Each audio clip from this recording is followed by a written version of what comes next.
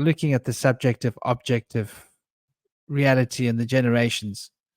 And I would say, from my perspective, that it's really fundamentally important for us to recognize how much of our so-called objective thoughts are subjectively manipulated by our emotional states, and to recognize how we drive these emotional states by the thoughts is to realize how we live in prisons of thought, and how these prisons of thought are dictating our choices, and that our choices seem to be free will, but they're not necessarily free will. They can be free will. We have the potential for free will.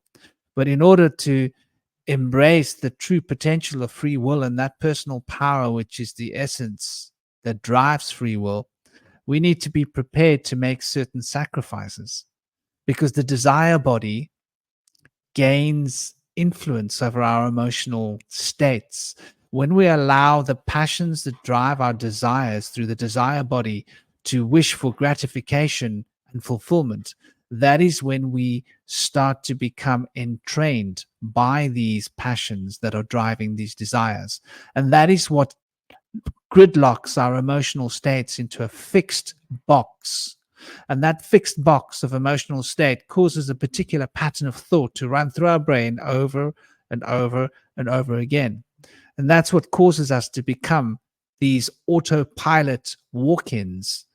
And we all do it from time to time. How often do we catch ourselves not being fully conscious, not being fully aware, looking at something and not really paying attention? We don't realize how much of what we see when we walk outside is memory. We are seeing expectation. Much of what we're experiencing is what our mind is telling us we're going to see. And so sometimes it's really useful to do these exercises where you actually walk outside and look at a tree as if it's the first time you've ever looked at that tree, and walk around the tree and look at it from different perspectives and see new parts of that tree or new ways of looking at that tree that you've never seen before, giving yourself an opportunity to recognize and realize how much is expectation. Do you notice every new shoot on the tree? Do you notice the little things? When you walk down the road and you see someone, did you notice what color shoes they were wearing? Or were they wearing a belt? What color were their eyes? We don't recognize this. Much of what we do is autopilot. And so we live in this illusion of free will and free choice, but our choices and our will seems to be usurped by our desire body. And so these desires keep us entrained in the patterns. And this pattern we can call our upbringing, we can call it our conditioning. And so Tantra is essentially deconditioning these patterns, deconditioning these habitual cycles. Yoga is about creating specific cycles of conditioning. This is like a strategic way of considering what kind of cycles of conditioning do I wish to set up and moving towards it.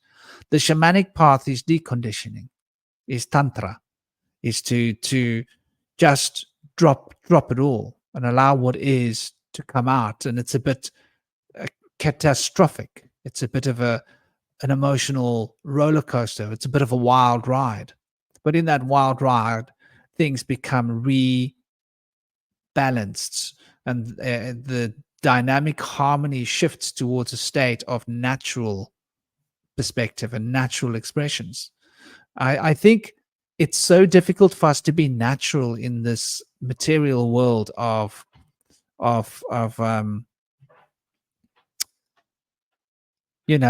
fakeness. The world isn't what it used to be. And people speak about the real world like they know what they're talking about. How many of those people have gone into the jungles? How many of those people have gone into the wilderness? And then they speak about the real world as if it's the concrete jungle and the financial world. That's not the real world. That's the fantasy, lunatic world that we project our minds and our thoughts and our actions into. The real world is the world of nature, where most people are too scared to go into, because they're scared of the bugs, they're scared of the snakes, they're scared of the spiders, they're scared of this and that. They feel they need to be on a path that's charted, like Indy was saying. And I think that this is like a reflection of our times where we're at. It's a reflection of the conditioning that we've allowed ourselves to become subjected to. And this subjectification of ourselves towards this Uncle Sam, towards this state, this mommy daddy state that's going to look after us. We've got the fuzz to keep us safe, right? The coppers. We've got the courts to make sure that everything's fair and right. We've got the financial system to make sure that everybody gets what they deserve. Yeah, we've got all of these institutions that have been set up, education systems to ensure that only those that play ball get to move forwards in life. And these patterns that we allow ourselves to become entrained by are based upon beliefs, and the beliefs that we hold. And to consider what a belief is, there is knowledge. The knowledge is in the root of the tree.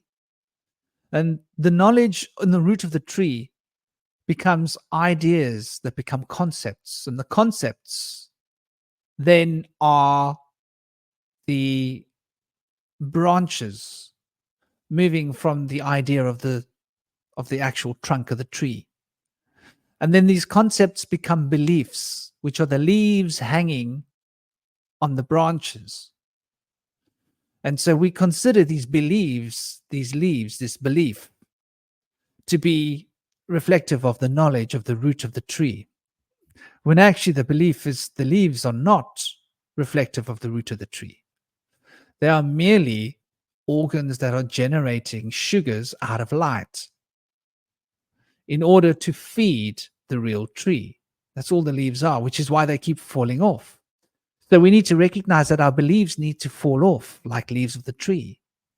We need to allow autumn to come spiritually, mentally, psychically within our consciousness field so that we can drop the beliefs. And periodically, we should be considering and challenging our belief systems. And so we've got these important points in the annual cycle, the solar, lunar calendar, whichever calendar you play ball with, where there will be solstices and different times and opportunities to question different parts of our programming. For example, we've just come through the programming of Hallows, the Hallows, the Halloween, or the various different names that you can name it by. But this is a time to celebrate those that have left, those that have come before us, those that have passed this world. And so this gives us a real powerful opportunity to question our beliefs about permanence of life and the physical body. What happens to us when we leave this flesh puppet by the side of the road? Where do we go? These are concepts. We think that we have answers in our minds, and these answers that we think we have become the beliefs that keep us chained in a cage of thought, that keep us turning this wheel where we become the objectification of the subjective notions that are being programmed into our subconscious by the media, by our education, by the forces that be, by the endless stream of information that's presented to us by AI bots and by Google, the proverbial teacher, the proverbial knowledge keeper that we trust. And I mean, anybody can tell you, Google Maps. I think they've gotten a bit better, but I've been lost a lot of the times when I've relied on maps. That's why I don't like using them. I prefer to use my own common sense. And I think common sense is something that we've left by the wayside. And when we look at what common sense is, it is the sense that is common. It is beyond thinking. It is beyond feeling. It is beyond being subjective. It is beyond being objective. It is just merely being present and sensing what is common. And when you sense what is common, you become fully aware of the now. And when you become fully aware of the now, you are fully present. And that's when the presence of self can become an expression of being, the true self, not the idea of the self that we think that we are, that we pretend to be in order to try and live up to some kind of an ideal that's been programmed into us by the notions of what we think we ought to do or be because of our parents or schools or various different social mechanisms, or even because of what we've seen on Hollywood and identified with our fantasies, our desires.